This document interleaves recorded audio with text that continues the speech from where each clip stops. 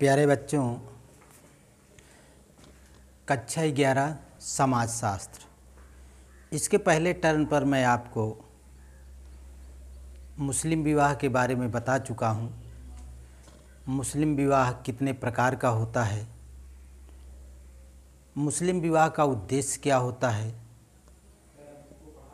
तो उसी के अंतर्गत एक मेहर होता है। मेहर क्या है, यह कितने प्रकार का होता है। मेहर यानी हिंदू विवाह के अंतर्गत देखा जाए तो उसे दहेज कहते हैं। हिंदू विवाह में जिसे दहेज कहते हैं, मुस्लिम विवाह में उसे मेहर कहते हैं, लेकिन दोनों में अंतर है, एक दूसरे के अपोजिट हैं। यानी मुसलमानों में जो सिस्टम है वह हिंदुओं में थोड़ा हट करके है। इसमें दहेज, हिंदू विवाह में दहेज कन्या पक्ष की ओर से वर पक्ष को दिया जाता है, लेकिन मुस्लिम विवाह में इसमें जो एक तरह से मेहर उसे कहते हैं, यानी ब्राइड प्राइस, वधू मूल्य, यह वर पक्ष की ओर से कन्या पक्ष को दिया जाता है। तो विवाह के अवसर पर दिए जाने वाली जो धनराशि होती है मुस्लिम विवाह में, उसे मेहर कहते हैं। यह मेहर बिना अदा किए, यानी वधू पक्ष जब तक इसको कबूल नहीं करता है मेहर की धनराशि, तब तक वह विवाह वैलिड नहीं होता है, उसे मान्यता नहीं मिलती है। तो आइए हम बता रहे हैं आपको कि मेहर कितने प्रकार का होता है। मेहर के बारे में हमने अभी आपको संक्षेप में बताया कि मेहर, जिसे वधू मूल्य कहते हैं, मुस्लिम विवाह में यह विवाह के समय धनराशि तय कर दी जाती है कि पति की या वधू की आर्थिक स्थिति क्या है, उसके स्थिति के आधार पर, जैसे आर्थिक स्थिति हो उसी आधार पर यह मेहर तय कर दिया जाता है। तो वह लड़का या वधू वह धनराशि अपना एक निश्चित समय के अंदर उसे अदा करने का वचन देता है। तो इस तरह से मेहर कितने प्रकार का होता है, आइए हम आपको बताते हैं। तो देखिए, मेहर 4 प्रकार की होती है। एक है निश्चित मेहर। निश्चित मेहर किसे कहते हैं? निश्चित मेहर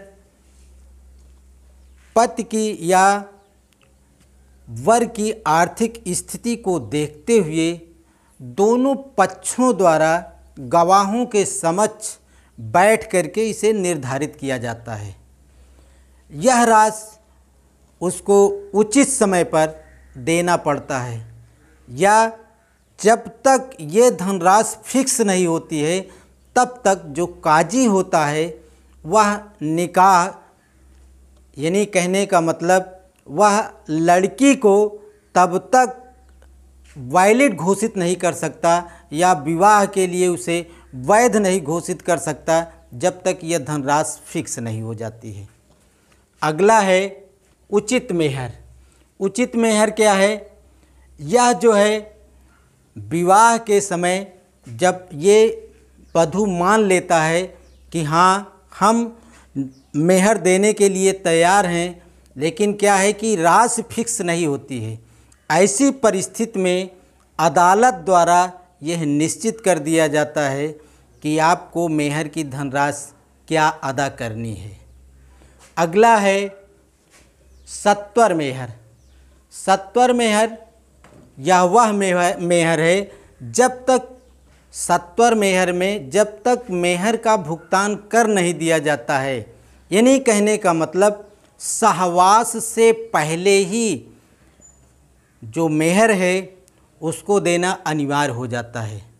यानी सहवास के पहले इस मेहर का भुगतान कर देना जरूरी होता है, अदरवाइज यह विवाह वैध नहीं हो पाता है।